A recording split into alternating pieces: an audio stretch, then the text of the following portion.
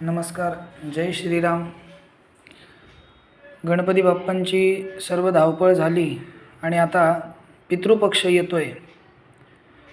तर या पितृपक्षामध्ये आपल्याला अनेक प्रकारच्या शंका उपस्थित होत असतात आणि या शंकांचं निरसन करण्यासाठी हा व्हिडिओ मी तयार करत आहे. सदर व्हिडिओतली माहिती अशोक काका कुलकर्णी पाचेगावकर यांच्याकडून मिळालेली आहे आणि ग्रंथातली जी माहिती आहे ती सर्व आपण या ठिकाणी मांडण्याचा प्रयत्न करत आहोत. जास्तीत जास्त हा व्हिडिओ शेअर करा, कारण की अनेक लोक पितृपक्ष आला की संभ्रमात असतात. म्हणून आपण या सर्व शंकांचं निरसन धर्मशास्त्राप्रमाणे करणार आहोत. त्यासाठी हा व्हिडिओ मी तुम्हाला पाठवत आहे. पितृपक्ष आला की आपल्या मनामध्ये सर्वात मोठी शंका उपस्थित होते, ती म्हणजे देवपूजेची.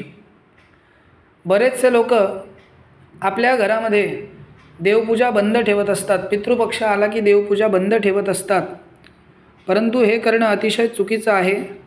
पितृपक्षाचा आणि देवपूजेचा काहीही संबंध नाही. त्याच्यामुळे आपल्या घरातली देवपूजा ही नित्यनियमाने व्हायलाच पाहिजे. अगदी आपल्या घरी जरी श्राद्ध असेल तर त्या दिवशीसुद्धा आपल्या घरातली देवपूजा करूनच मग श्राद्धाला सुरुवात करावी अथवा तर्पणाला सुरुवात करावी. बरेचसे लोक असे समजतात की ह्या पितृपंधरवाड्यामध्ये किंवा या पितृपक्षामध्ये आपल्याला सूतक असतं, तर तसं काही नाही.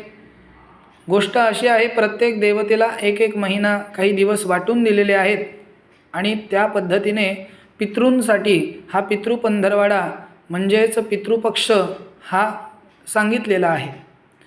या पितृपक्षामध्ये फक्त पितृंच्या उद्धारासाठी आपल्याला तर्पण वगैरे करावं लागत असतं. म्हणून ह्या काही शंका ज्या तुम्हाला निर्माण होतात त्यांचं निरसन करण्यासाठी हा व्हिडिओ मी बनवत आहे. तर पहिला प्रश्न असा आहे, पितृपक्षात श्राद्ध कुणाचे आणि कसे करावे? त्याचं उत्तर असं आहे, भाद्रपद प्रतिपदेपासून ते अमावास्येपर्यंत कृष्ण प्रतिपदा म्हणजे पौर्णिमेनंतरचा दुसरा दिवस, अनंत चतुर्दशीनंतर जी पौर्णिमा येते त्याच्यानंतरचा दुसरा दिवस, त्या प्रतिपदेपासून अमावास्येपर्यंत प्रतिदिन म्हणजे प्रत्येक दिवशी महालय श्राद्ध करावे असे शास्त्राचे वचन आहे. पण ते शक्य नसल्यास ज्या तिथीला आपला पिता म्हणजे वडील मृत झालेले असतील त्या दिवशी या पक्षात सर्व पितरांच्या उद्देशाने महालय श्राद्ध करण्याचा परिपाठ आहे. हे श्राद्ध पितृत्रयी, पिता म्हणजे वडील, पितामह म्हणजे आजोबा, प्रपितामह म्हणजे पणजोबा, मातृत्रयी म्हणजे माता, पितामही म्हणजे आजी, प्रपितामही म्हणजे पणजी, सापत्न माता, मातामह म्हणजे आईचे वडील, मातृपितामह आईचे आजोबा, मातृप्रपितामह आईचे पणजोबा, मातामही म्हणजे आईची आई, मातृपितामही म्हणजे आईची आजी आणि मातृप्रपितामही म्हणजे आईची पणजी. शिवाय पत्नी, पुत्र, कन्या, पितृव्य म्हणजे काका, मातुल म्हणजे मामा, बंधू म्हणजे भाऊ, आत्या, मावशी, बहीण, जावई, सासरा, आचार्य, उपाध्याय, गुरु, मित्र, शिष्य या सर्वांच्या प्रित्यर्थ करायचे असते. महालय श्राद्ध जे आहे ते या सर्वांच्या प्रित्यर्थ करायचे असते. जे कोणी जिवंत असतील ते वगळून इतरांच्या नावाचा उल्लेख करावा. दुसरा प्रश्न असा निर्माण होतो की चालू वर्षात घरातील व्यक्ती मृत झालेली असल्यास महालय श्राद्ध करता येते का? म्हणजे आताच तुमच्या घरात कोणी वारलेलं असेल तर त्यावेळी महालय श्राद्ध करता येते का? त्याचं उत्तर आहे नाही. मेलेल्या व्यक्तीस 1 वर्ष पूर्ण झाल्याशिवाय महालय श्राद्ध करता येत नाही. त्यानंतर प्रश्न उद्भवतो, घरात सवाष्ण मृत झाली असल्यास कोणत्या दिवशी श्राद्ध करावे? त्याचं उत्तर आहे, सवाष्ण व्यक्ती मृत होऊन 1 वर्ष पूर्ण झाल्यानंतर म्हणजे ती व्यक्ती मेल्यानंतर तिचं वर्ष श्राद्ध झाल्यानंतर पितृपक्षात जी अविधवा नवमी म्हणजे भाद्रपद कृष्ण नवमी ही येते, या दिवशी सवाष्णीचं श्राद्ध करता येतं. पती स्वर्गवासी झाल्यावर प्रथम वर्ष श्राद्धानंतर अविधवा नवमी न करता पतीचे महालय तिथीला पती पत्नी दोघांचे महालय करावे. म्हणजे जर जोपर्यंत त्या व्यक्तीचा पती जिवंत असेल तोपर्यंत अविधवा नवमीला घास टाकावा, आपल्या भाषेत जर म्हणायचं झालं तर त्या दिवशी श्राद्ध करता येते. पण त्याच व्यक्तीचा पती स्वर्गवासी झाला तर त्याचं वर्ष श्राद्ध झाल्यानंतर अविधवा नवमी करायची नाही, तर त्यांच्या त्या तिथीला पती आणि पत्नी दोघांचं महालय श्राद्ध करता येतं. त्यानंतर प्रश्न निर्माण होतो, ज्या पूर्वजांची तिथी पौर्णिमा असेल त्यांचे श्राद्ध कोणत्या दिवशी घालतात? त्यांचे श्राद्ध अष्टमीला, द्वादशीला किंवा सर्व पितरी अमावस्येला घालतात. आता यावर्षी पौर्णिमा आणि प्रतिपदेचं श्राद्ध एकच दिवशी आलेलं आहे. त्याच्यानंतर अजून एक प्रश्न निर्माण होतो की ज्यांचा मृत्यू हा घातपाताने झाला असेल किंवा कोणी आत्महत्या केली असेल, शस्त्राने घात झाला असेल, त्यांचे श्राद्ध कोणत्या तिथीला करावे? तर शस्त्रदहित श्राद्ध भाद्रपद कृष्ण चतुर्दशी या तिथीला केलं पाहिजे. म्हणजे सर्व पितरी अमावस्येच्या आदल्या दिवशी ज्यांनी आत्महत्या केली असेल, ज्यांचा शस्त्राने घात झाला असेल, ज्यांचा घातपाताने मृत्यू झाला असेल, त्यांचं श्राद्ध कृष्ण चतुर्दशी म्हणजे सर्व पितरी अमावस्येच्या आदल्या दिवशी करावं. संन्याशी किंवा घर सोडून गेलेल्या व्यक्तींचे श्राद्ध कोणत्या दिवशी करावे? अशा व्यक्तींचे श्राद्ध भाद्रपद कृष्ण द्वादशीला करावे. काही लोकांना आपल्या पितरांची तिथी माहिती नसते, मग अशा लोकांनी कोणत्या दिवशी श्राद्ध करावे? तर भाद्रपद कृष्ण द्वादशी किंवा अमावस्या म्हणजे सर्व पितरी अमावस्या या दिवशी सर्व पितरांचे जे माहिती आहे ते पण आणि जे माहीत नाही ते पण या लोकांचे श्राद्ध अमावस्या आणि कृष्ण द्वादशीच्या दिवशी आपल्याला करता येते. काही लोकांचे असेही प्रश्न असतात, काही कारणामुळे पितृपक्षात श्राद्ध करणे शक्य झाले नाही तर ते कधी करावे? मग याचं उत्तर असं आहे, सूर्य तूळ राशीत असेपर्यंत म्हणजे 15 नोव्हेंबरपर्यंत महालय करू शकतात. त्यानंतर श्राद्ध करताना नैवेद्याचं मंडल कसं करावं? तर ज्या दिवशी आपल्याकडे तर्पण असतं, श्राद्ध असतं किंवा आपण घास टाकत असतो त्या दिवशी पाण्याचं गोल मंडल करावं आणि त्यावर नैवेद्याचं ताट मांडावं आणि अंगठ्याच्या बाजूने उलट्या दिशेने पाणी फिरवावं. जसं आपण देवाला नैवेद्य दाखवताना सरळ याच्याने पाणी फिरवतो त्याच पद्धतीने पाणी न फिरवता उलट्या बाजूने अंगठ्याकडनं पाणी फिरवावं.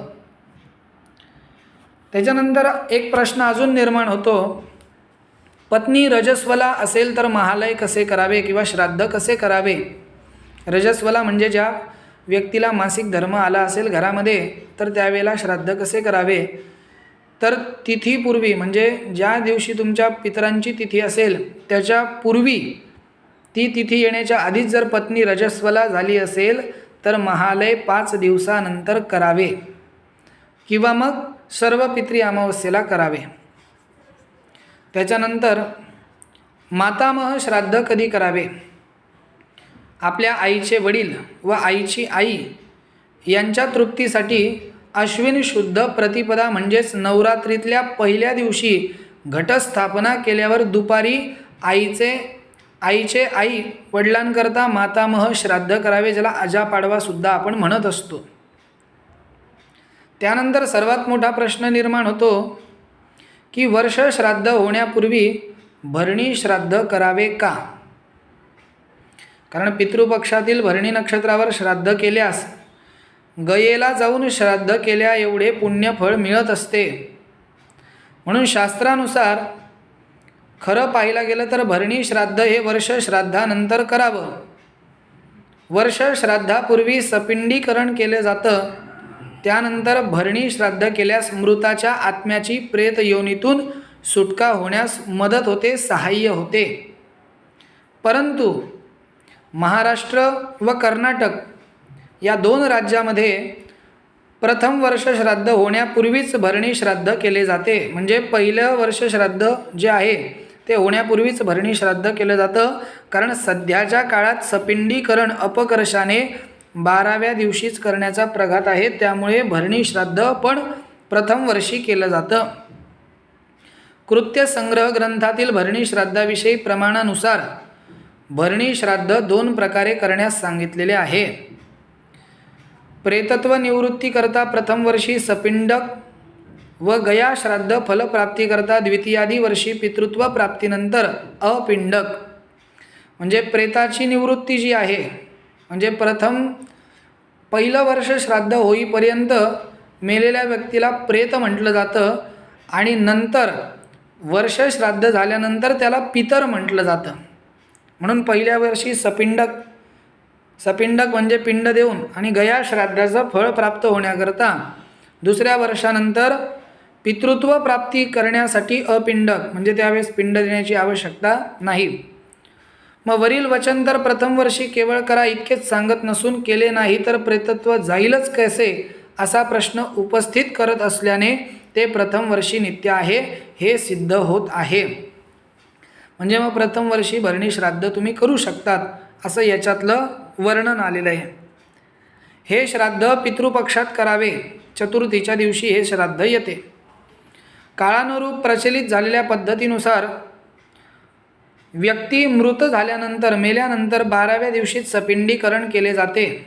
त्यामुळे काही शास्त्रकारांच्या मते व्यक्ती मृत झाल्यानंतर त्या वर्षी येणाऱ्याच पितृपक्षामध्येच भरणी श्राद्ध केले तरी चालते.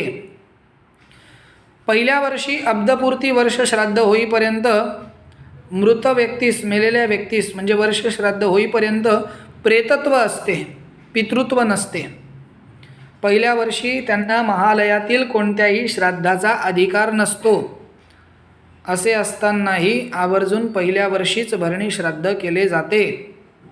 वास्तविक पाहता भरणी श्राद्ध हे प्रतिवर्षी केले पाहिजे अशी शास्त्राची आज्ञा आहे. पण त्यामुळे आपल्या भागातील रूढी परंपरेनुसार भरणी श्राद्ध निर्णय घ्यावा असं वाटतं. विशेष म्हणजे महिलांचं भरणी श्राद्ध करता येत नाही, ते फक्त पुरुषांचंच करावं लागतं. त्यानंतर अजून एक प्रश्न उपस्थित होतो, या श्राद्धाला ब्राह्मण मिळाले नाहीत किंवा कमी मिळाले तर काय करावे. ज्यांना शक्य असल्यास देवांकरता 2-4 पार्वणांना मातृत्रयी, पितृत्रयी, माता महत्रयी आणि माता महित्रयी प्रत्येकी 3 आणि पत्नी इत्यादी एकोद्दिष्ट गणाला प्रत्येकी 1 असे ब्राह्मण बोलवावेत. आता एवढे ब्राह्मण आपल्याला शक्य नाही. आईसाठी, आपलं आजीसाठी, आजोबांसाठी, आईच्या आईसाठी, आईच्या आजीसाठी एवढे शक्य नाही.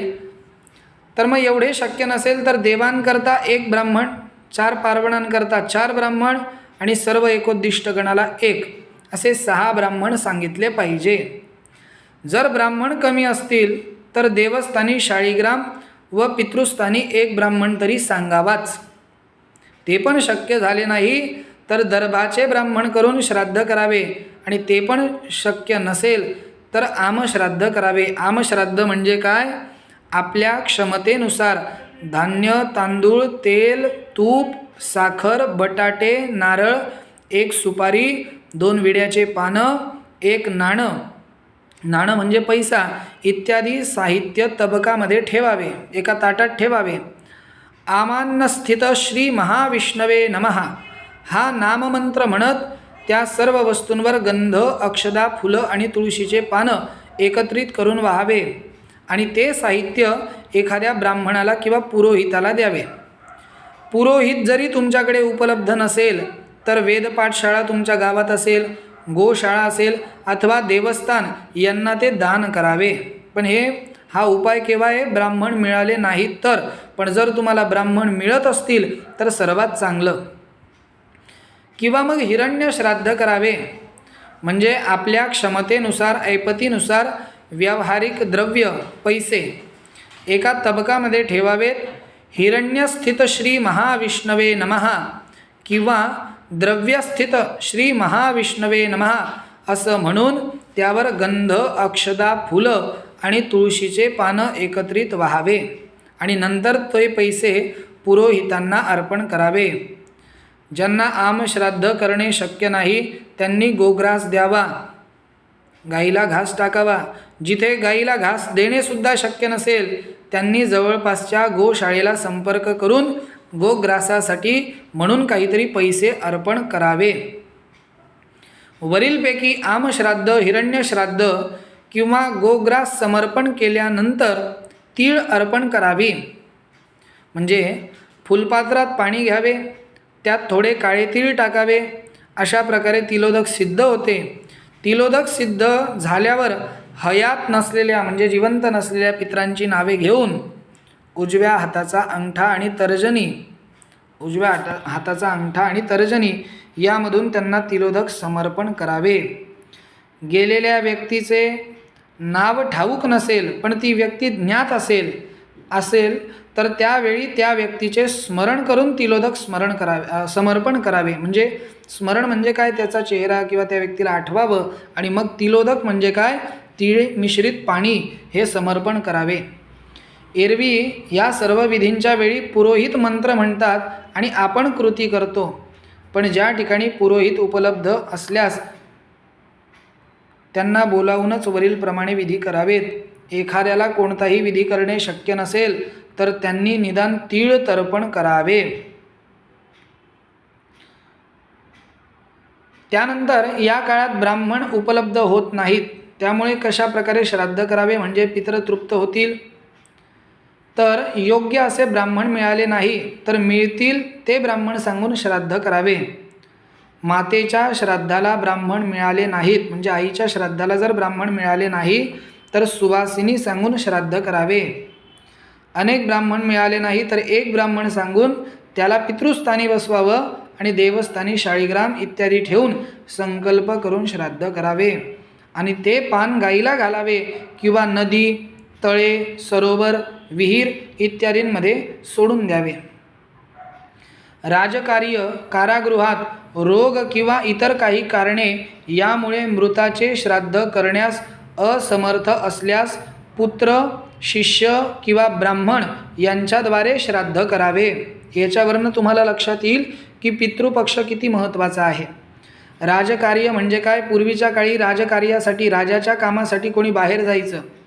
कारागृहात म्हणजे कोणी जेलमध्ये असेल, कोणाला रोग म्हणजे काही आजार झाला असेल, त्यामुळे जर कोणी श्राद्ध करू शकत नसेल किंवा तो असमर्थ असेल श्राद्ध करण्यासाठी तर अशा वेळी मुलाला, आपल्या शिष्याला किंवा ब्राह्मणाला सांगून ते श्राद्ध करावे, परंतु श्राद्ध करावेच. संकल्प विधी करावा म्हणजे पिंडदानाविना बाकी सर्व विधी करावेत. अशा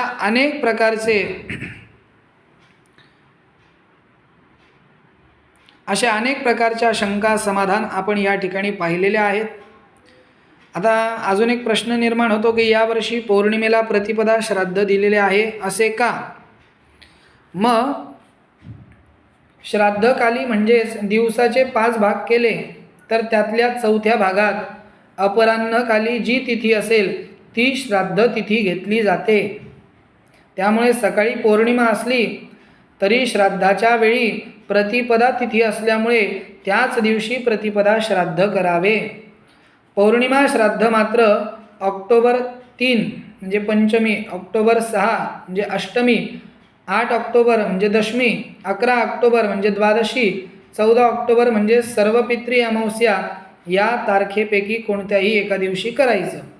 शक्य झाल्यास तेव्हा करा, नाहीतर ह्या तारखा तुम्हाला दिलेल्या आहेत त्यामध्ये तुम्ही पौर्णिमेचं श्राद्ध करू शकतात. त्यानंतर अजून प्रश्न निर्माण होतो की महालय श्राद्ध म्हणजे आपल्या घरात तर्पण किंवा श्राद्ध करण्यापूर्वी जर जनना शौच म्हणजे वृद्धी किंवा मृता शौच म्हणजे सूतक आलं तर काय करावं.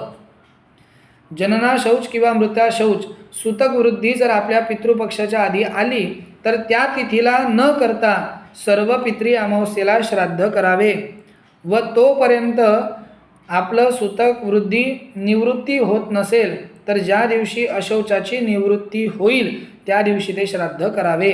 म्हणजे तुम्ही जर म्हणाल सर्व पित्रीला पण आमचं सूतक वृद्धी फिटत नाही आहे तर त्यावेळेला मात्र जेव्हा तुमचं सूतक वृद्धी फिटेल त्या 13व्या दिवसानंतर हे श्राद्ध करून घ्यावं. अनेक प्रकारच्या शंका आपल्या धर्मामध्ये उपस्थित होत आहेत म्हणून त्यासाठी हा व्हिडिओ मी तुम्हाला पाठवतो आहे. त्यामध्ये काही लोकांना असं वाटतं की आम्ही 16व्या दिवशी जर वर्षी वाळून घेतली, म्हणजे 12 महिन्याला जे आपण घास टाकतो ती वर्षी जर कधी वाळून घेतली तर आम्हाला वर्ष श्राद्ध करण्याची गरज नाही. तर तसं नाही आहे. वर्षी वाळणं म्हणजे काय की आपल्याला दर महिन्याला जर शक्य नसेल तर 16व्या दिवशी वर्षी वाळली जाते, पण 1 वर्ष झाल्यानंतरच वर्ष श्राद्ध पुन्हा केलंच पाहिजे. मग काही लोक 11.5 महिन्याचं वर्ष श्राद्ध करतात, तर ते सुद्धा धर्मशास्त्राप्रमाणे चुकीचं आहे. कारण वर्ष श्राद्धाचाच अर्थ काय? वर्ष पूर्ण झाल्यानंतर जे केलं जातं त्याला वर्ष श्राद्ध असं म्हटलं जातं. म्हणून संपूर्ण 12 महिने झाल्यानंतरच वर्ष श्राद्ध केलं पाहिजे. असो, सर्वांना या ठिकाणी शंका निरसन करण्याचा प्रयत्न केलेला आहे. त्याच पद्धतीने अजून शास्त्राचा एक श्लोक आहे. रक्तवस्त्रात्वया नारी मुक्त केशाच धारिणी हसते वदते चैव निराशा पितरो गतः. म्हणजे श्राद्ध ज्या दिवशी आपल्याकडे असेल त्या दिवशी स्त्रीने लाल रंगाची साडी नेसू नये, मोकळे केस सोडू नये, जोराने हसू नये, बोलू नये. जर असं घरातल्या कर्त्या स्त्रीनी जर केलं तर आपले पितृ अन्न ग्रहण न करता तसेच परत चालले जातात आणि पितृदोष निर्माण होतो. म्हणून सर्व बाकी सुज्ञ आहात. हा व्हिडिओ जास्तीत जास्त शेअर करा, म्हणजे आपल्या धर्मबांधवांना ही सर्व माहिती त्यांच्यापर्यंत पोहोचेल. ही माहिती टाकण्याचा प्रयत्न असा आहे, काही लोकांना वाचता येत नाही तर ते निदान ऐकून तरी हे सर्व त्यांची शंका समाधान होतील. असो, जय श्रीराम, नर्मदे हर.